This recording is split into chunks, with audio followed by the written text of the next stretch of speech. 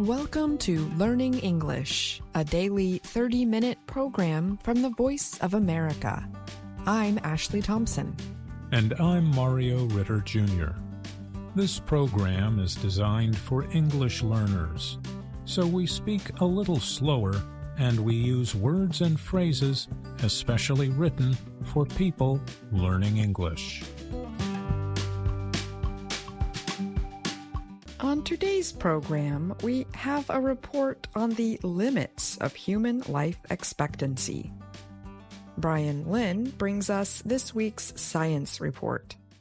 We close the show with the lesson of the day from Andrew Smith and Jill Robbins. But first, a new study says humanity is hitting the upper limit of life expectancy.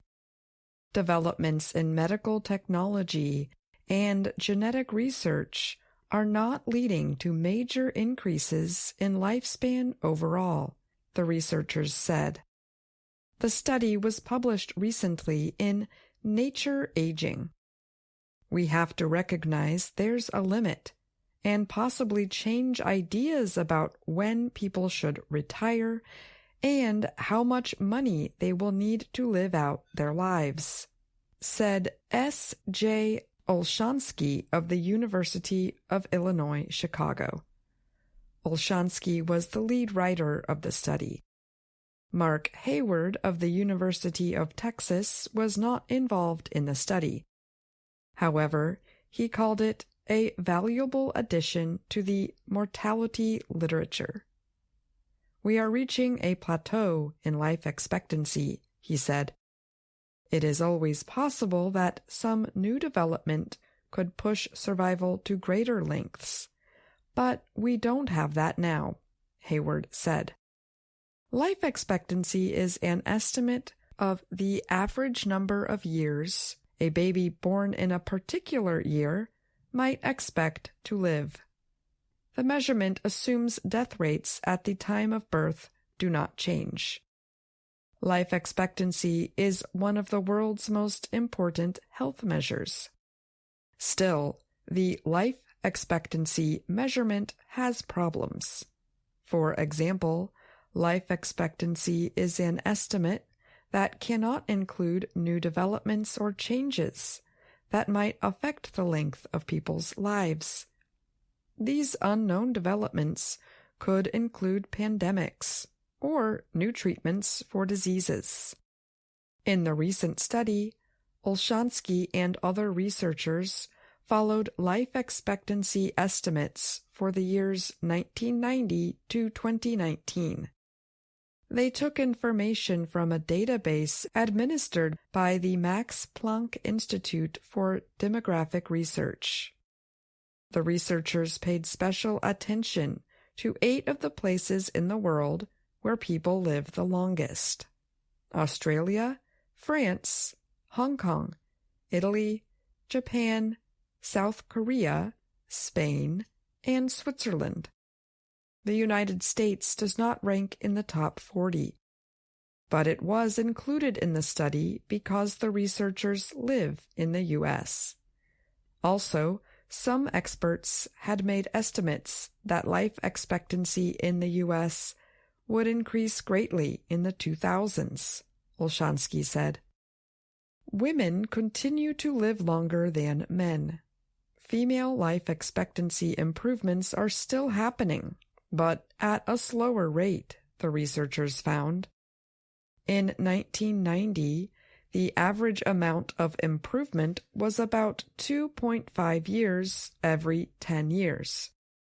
In the 2010s, it was 1.5 years, but almost zero in the United States. Life expectancy measurements in the U.S. are more difficult.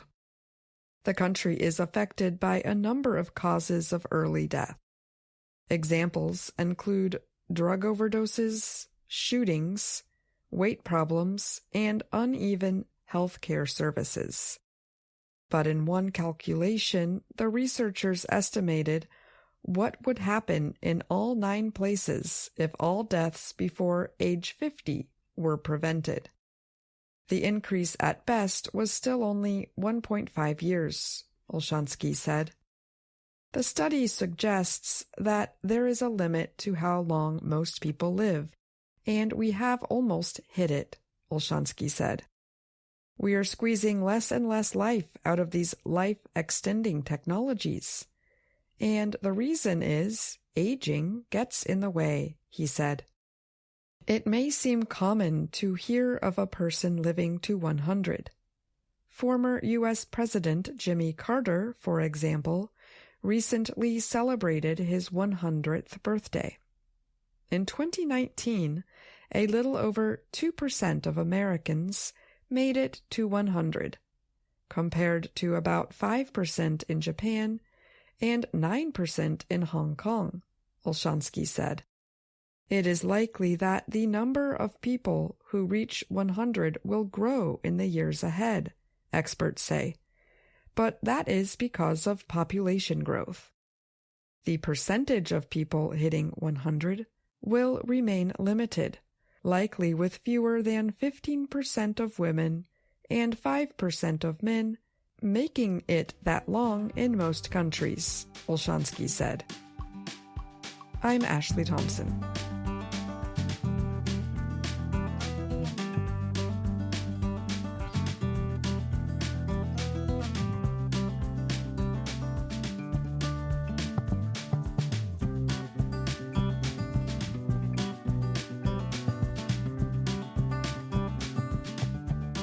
Scientists say they have successfully reproduced corals to improve their resistance to warmer ocean temperatures. The latest effort is one of many that seeks to prevent major coral destruction events known as bleaching. The scientists blame the bleaching on ocean warming caused by climate change. Coral bleaching happens when the small ocean animals react to climate pressures by releasing algae organisms that provide them with energy and give them their color. If the bleaching is severe and long-lasting, corals can get sick and die. Scientists and environmental officials have warned major bleaching events are currently affecting ocean coral collections in many areas across the world. Many researchers link the continued warming of Earth's oceans to climate changes related to human activities. In April, the U.S. National Oceanic and Atmospheric Administration, NOAA, and International Coral Reef Initiative said at least 53 countries, territories, or local economies reported ongoing bleaching events since February 2023. The latest research aimed to reproduce corals that can become more resistant to warm ocean temperatures.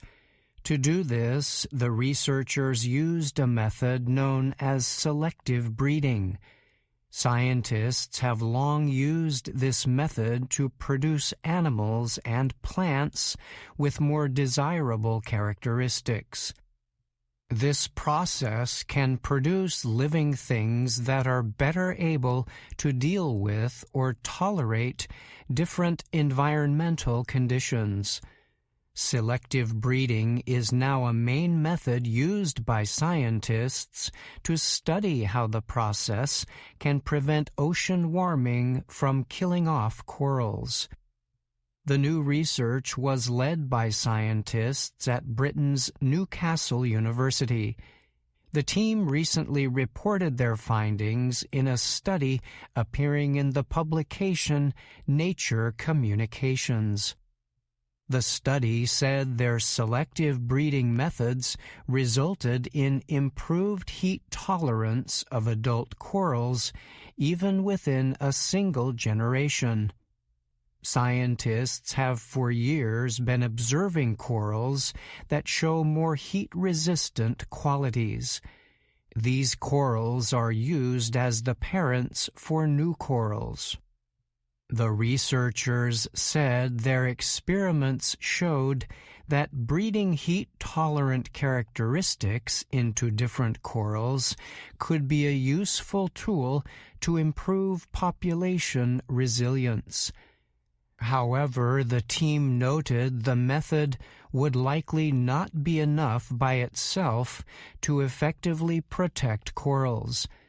This is because increasingly intense ocean warming is expected to continue if additional steps are not taken to reduce the worldwide effects of climate change. The scientists noted, therefore, that methods to reproduce heat-resistant corals must be a part of overall efforts that require urgent climate action. The research team's experiments were carried out during a 5-year project launched by Newcastle's James Guest. The effort received financial support from the European Research Council. The team said it carried out selective breeding tests involving 2 different characteristics. The first sought to improve the tolerance to the release of a short, intense heat event over 10 days with a temperature rise of 3.5 degrees Celsius. The second tested results for a less intense but long-term temperature rise of 2.5 degrees Celsius over 1 month. The study found that selecting parent colonies for high rather than low heat tolerance increased the tolerance of adult offspring. The result was observed for corals experiencing either a short, intense heat event or a long-term temperature rise. The team estimated that about 25% of the increased heat tolerance was linked to genes passed down from parents of the corals. These genes can also be influenced by other selective breeding methods to produce heat tolerance characteristics, the researchers said. Newcastle researcher Liam Lax helped lead the study. He said in a statement, the research clearly demonstrated that selective breeding can be a valuable tool in improving the health of corals influenced by warming oceans. However, he noted the tested methods are not a complete solution and that more research is needed to maximize breeding results. The researchers said they plan next to lead efforts to carry out large experiments on corals in the wild to confirm the study results. These efforts would involve seeding selectively bred corals directly on ocean reefs or deploying corals raised in a laboratory. I'm Brian Lynn.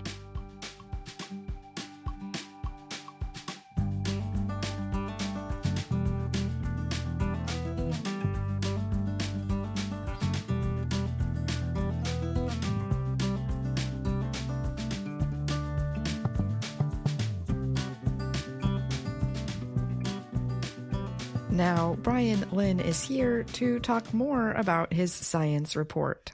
Thanks for joining me, Brian. Sure, Ashley. Thank you for having me. This week, you reported on a successful effort to reproduce corals that are more resistant to warming ocean waters. The report noted that corals in many parts of the world are currently experiencing heat-related problems. Where did the scientists involved in this study center their research efforts? So, yes, this group of researchers was from Britain's Newcastle University. For several years, they have studied corals attached to reefs in the island nation of Palau in the Western Pacific.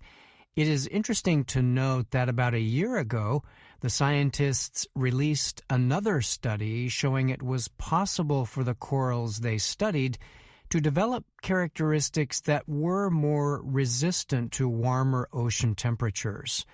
And these were characteristics developed, although at a very small level on their own, as a reaction to the ocean environment.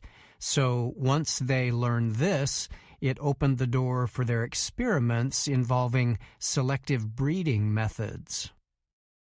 And what makes Palau such a good place to carry out these experiments? Yes, so the researchers noted this country sits in a place with very developed reef structures and many, many different kinds of coral, some of them not found anywhere else in the world.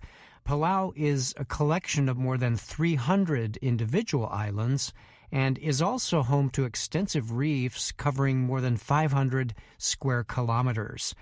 Experts from America's NOAA agency have estimated this island nation has several hundred different species of reef-building corals.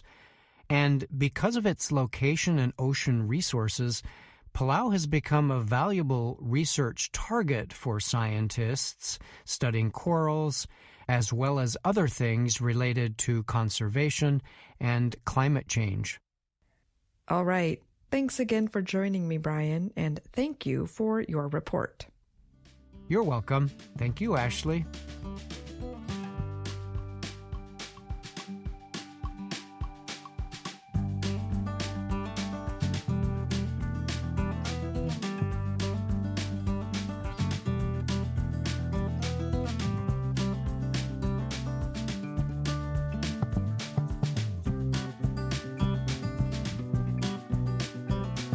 Hello, my name is Anna Mateo. My name is Andrew Smith. And my name is Jill Robbins. You're listening to the Lesson of the Day on the Learning English podcast. Welcome to the part of the show where we help you do more with our series, Let's Learn English. This series shows Anna Mateo in her work and life in Washington, D.C. In a recent Lesson of the Day podcast, we talked about Anna going to the store to buy food for a dinner party. In Lesson 39, which is called It's Unbelievable, we see Anna shopping online. She sees an advertisement on television and, as you can imagine, learns an important lesson about advertising. Winter weather in Washington, D.C. can be really windy. And wind messes up my hair. It is really windy today. Oh, look at my hair. Will it be windy this weekend? I'll listen to the news. I am tired of my untidy hair. Are you tired of your untidy hair? Yes, I am. And it's uncomfortable. Is it uncomfortable?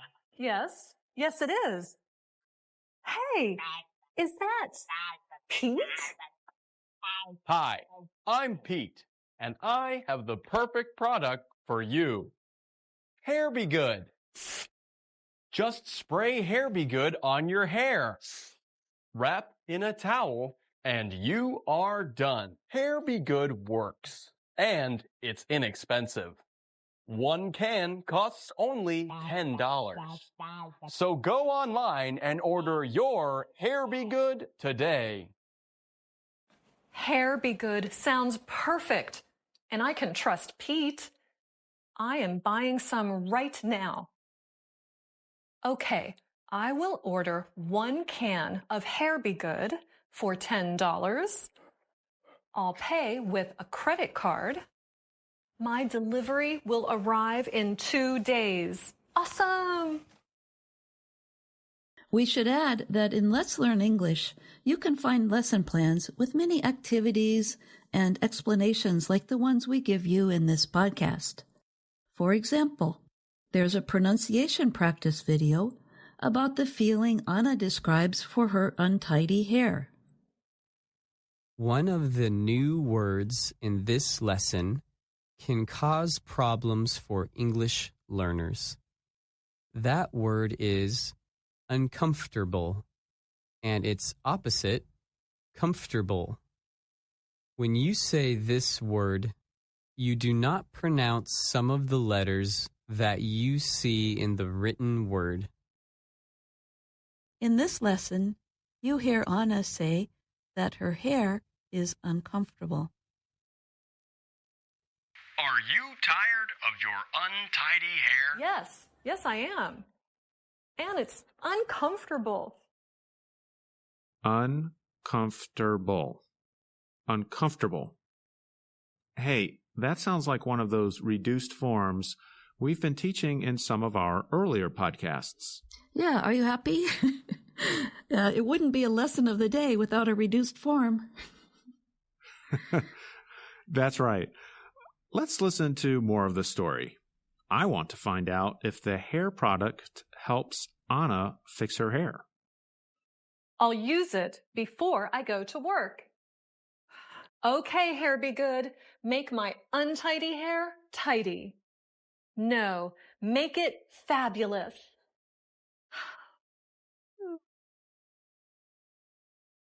Hi, Anna. Hello, Amelia. Anna, you look different. Thanks. I used a new product called Hair Be Good. Well, it's not. It's not what? Good. Your hair does not look good. Oh, no! This is not good. Why don't you go home and take care of this? Good idea. Listeners, we need to describe for you now how Anna's hair looks in the video. It's standing up straight from her head in all different directions. You could say it's even more untidy than it was before. It looks very strange. Now you can guess that Anna will be very unhappy with Pete when she meets him on her way home from work. Let's listen. Hi, Anna. Hello, Pete. Is something wrong? This is wrong. What did you do to your hair? Hair Be Good did this to my hair. Oh, you bought it. Yes, I bought it. You said in your ad it was a perfect product. This is not perfect. This is imperfect. It's unbelievable. I believed your ad, Pete. It was dishonest. I hope this doesn't damage their friendship. And by the way, you probably figured out that untidy means not neat. In this lesson, you hear Anna use adjectives with negative prefixes. Prefixes are those little 2 or 3 letter pieces that come before a word and change its meaning. The prefixes in this lesson are the letters in, the letters un, the letters dis, and the letters im.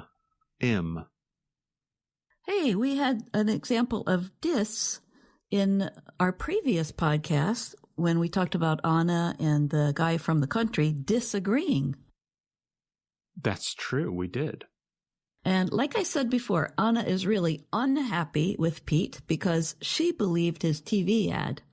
She didn't know it was a dishonest ad, one that was not really telling the truth. So it was unbelievable. Thanks, Jill, for those examples of how those prefixes give the opposite meaning to an adjective. Like when Anna tells Pete that the product in his advertisement does not work. Yes, I bought it. You said in your ad it was a perfect product. This is not perfect. This is imperfect. In this example, imperfect means the opposite of perfect. The prefix is im or im. I suppose our listeners are wondering why there are so many prefixes to make the meaning opposite. Dr. Jill, do you have a linguistic explanation for that?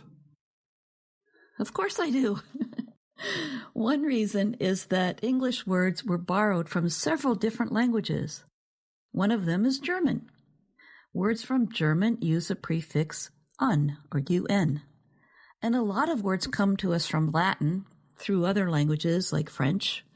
Those words from Latin use the prefix in or in. Okay, but what about the other prefixes like I am as in imperfect? Perfect comes from Latin, doesn't it? Yes, but the prefix in or in changes to im or im before adjectives that begin with p, b, and m, as in impossible and imperfect. So there, it changes because of the sound of the next letter. That makes sense. There are some important words that take the im, like import, immunize, immortal, and important, too. There are two other prefix sound changes like that. The prefix in changes to il or ill before the letter L, as in illiterate or not able to read. That's right. If you are literate, you can read, and if you are illiterate, you cannot read. That prefix also gives us words like illegal and illogical. And isn't there one more prefix? IR, ear. The letters in changes to ear before words that begin with R, as in irresponsible, which means careless. Right, so we get irregular and irrelevant. But let's get back to our story. Will Anna forgive Pete? Anna, you don't believe everything you see in ads, do you? No, Pete. Just the ones with my friends. Your hair will be okay. Just wash it a couple of times. Thanks. Thanks a lot, Pete. Here's your product. You should call it Hair Be Really, Really Bad. Until next time, Pete. Till next time. I guess it will take a little time for her to forgive him. But she's learned not to believe everything she sees on television. That gives me an idea, Andrew.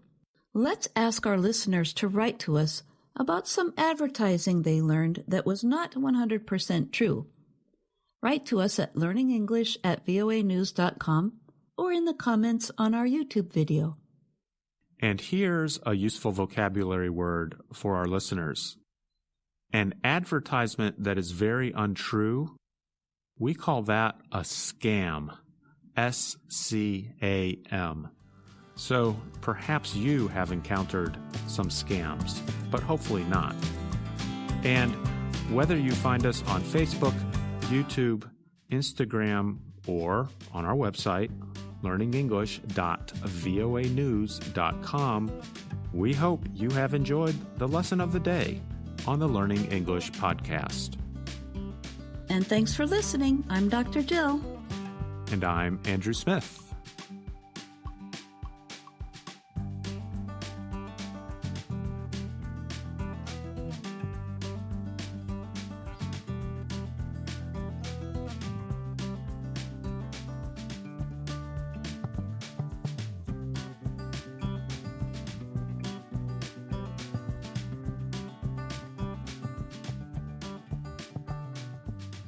And that's our program for today. Join us again tomorrow to keep learning English through stories from around the world. I'm Ashley Thompson. And I'm Mario Ritter Jr.